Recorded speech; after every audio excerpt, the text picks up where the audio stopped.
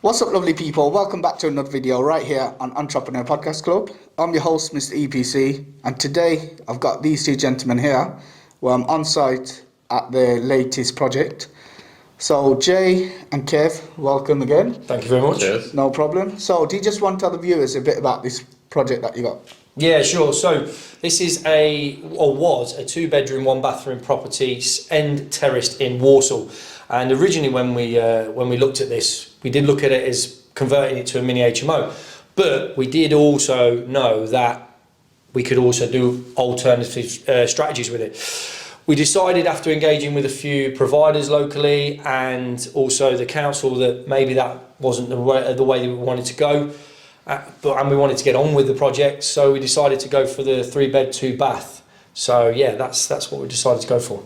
Okay, so you mentioned there about multiple exit strategies. So HMO is off the list. So what strategy are you doing with this and why? So the main reason why we didn't go down the HMO route, after speaking with various providers, they decided that, well, there was just no support. Nobody really wants to take anything within the Walsall area when it comes down to a HMO spec. So we've been doing it as Kev said, a 3-bed, 2-bath, as a flip, maybe a BRR, as we are engaged with the local council about taking it on as a house as opposed to a HMO. So we're just going to get it valued when it comes down towards the end of the renovation. As you can see, we're just at a first fix, about to plaster stage. And then when we get majority of the way through, we can get it valued and then see how the numbers look based on what the valuer has given us for evaluation. Okay, and in terms of issues that you've had with the property, when you go and view property, you don't know whether there's, any problems behind the plaster wall until you actually take it off. So what issues have you encountered during the project? So the main thing that we found is when we first come in, we had an inkling that there was some damp, but we didn't think it was as bad as until the wallpaper come off the wall, and there was various rising damps, and there's various penetrating damp. There's various damp because there was no airflow on an external wall because of it being an end terrace, and there being various products, shall we say, down the side of the property, and that's what's caused the penetrating damp. That we found a massive inkling problem that has got worse and worse. Okay, so in terms of rectifying that, you've had your builders in, they've done a bit of replastering, all of that good stuff, and rectifying the damp issues. So apart from that, what other issues have you had?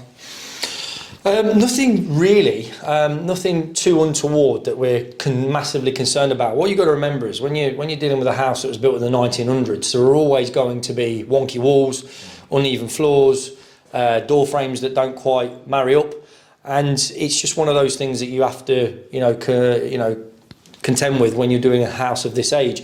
I mean, the biggest problem, like Jay has alluded to, has been the damp, but we've got solutions in place. We've gone back to brick, we've lagged it, we've insulated it so that there's basically a gap between the wall and the external wall, which hopefully should mean it doesn't come through. But other than that, that's probably been the main thing that we've had to contend with. Okay, fantastic. So let's talk about how you source this property and where you source this property from. Well, that's over to you because I don't do sourcing. Yeah, so sourcing's all me. So this property came about from just having a relationship with a local agent. We went and viewed a property that was elsewhere in Walsall. Actually, it's only a minute up the road, I think. And she says that she had this on the market.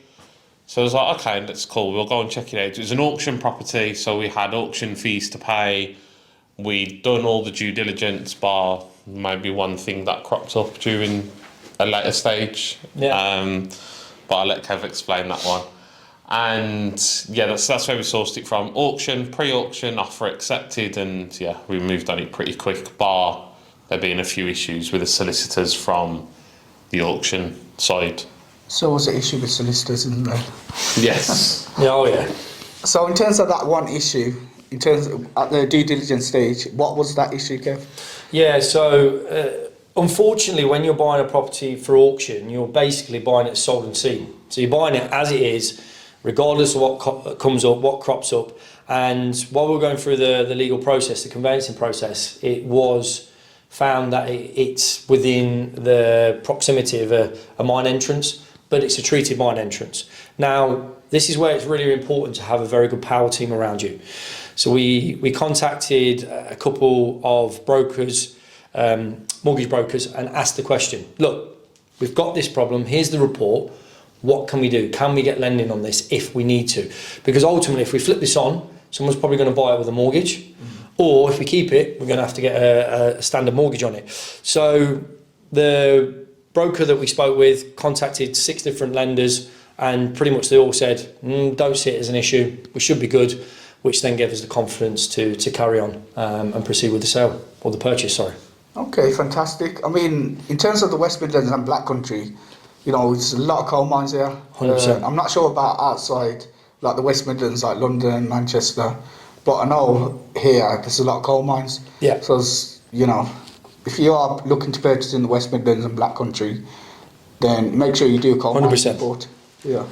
Yeah, absolutely. And you, just to sort of carry on from that, there is the Coal Mining Authority website where you can actually go on for free and just see if there is anything in a close proximity to the property. If there is, then the reports are like 50, 60 quid.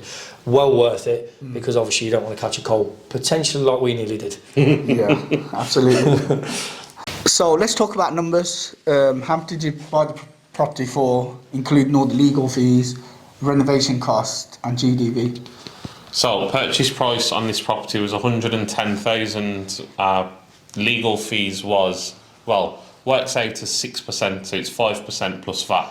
So that cost us 6,600. Mm-hmm. Solicitors was just short of 2,000, which luckily we had a very, very good solicitor. We did. And the end value will be 175, 185 at a massive push. Yeah. Renovation will cost us 40. Yeah, about 40, yeah. 40,000 will cost us. So we're rolling at about 156, 160, and we'll make 15 to 20k profit on it. So it's not bad. Not bad for our first one. Yeah. So in terms of your timescale, in terms of getting the project completed after renovation, getting it on the market, and potentially getting it sold, what are your timescales looking at? I know the last one is a bit tricky in terms of selling it, because, you know. Yeah. So what are the timescales looking like? Yeah, so we've decided that because this property was bought with cash, we've got no lending, so we're not really in a massive rush. We want to make sure it's done right. We want to document it, hence why yourself is here. So, but typically you'd be looking at about 4 to 6, maybe 8 week turnaround on the renovation, and then getting it on the market, as you alluded to, could be a few months. But we're hoping to wrap the majority of the work up on this in the next 3 to 4 weeks. We've got windows that we've got a slight delay on, which will take us another couple of weeks. But hopefully by mid-January this should be ready to go and put on the market. Fantastic. So in terms of the future plans, in terms of buying your next project and stuff like that, what are the future plans? Yeah, to basically go again. I mean, we've learnt a lot on this one, haven't we? And again, we were talking about this recently, weren't we? We was actually saying, look, as a sourcer, when you've not actually done a renovation, it's all well and good using the theory to go in and source a property, but actually when you put the practice in place, it's a very, very different kettle of fish. And we've uncovered a few issues on this, but we want to use that and take that into doing another project. And what we've learned is to work with investors. I mean, I don't know if you want to talk about what we're looking to do going forward.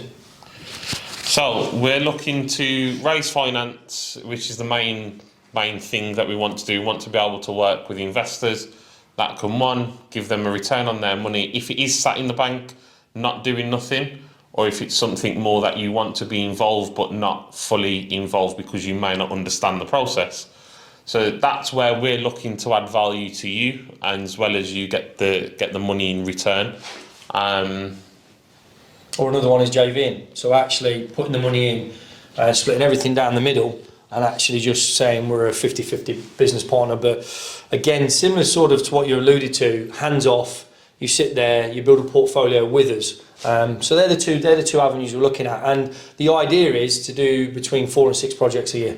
Okay, fantastic. So in terms of next year, are you looking to do about 2 projects, then the year after looking at ramping it up to 4? Yeah, I think it's the sensible way to go. I think it's to, don't bite off more than you can chew. And then particularly as we're working with investors and their cash, we've got to be careful. We've got to be sensible. So I think, go to 2, maybe 3, then the year after 4, maybe 6. Okay, fantastic. I look forward to watching your journey, over the next few years. Okay, fantastic. And that is it for this tour. So at the moment, currently doing the renovation. So fingers crossed Kev doesn't say no when I ask him, am I able to come back once it's fully renovated? Absolutely not. Thank you very much. Always welcome, Mr. EP, sir. Thank you very much. So do look out for the next video when I come back to Jay and Kev's project, when everything's all done up and renovated, and I'll give you a quick tour then. So if you do want to contact Jay or Kev, I will put their Instagram links in the description box below. And thank you very much for watching.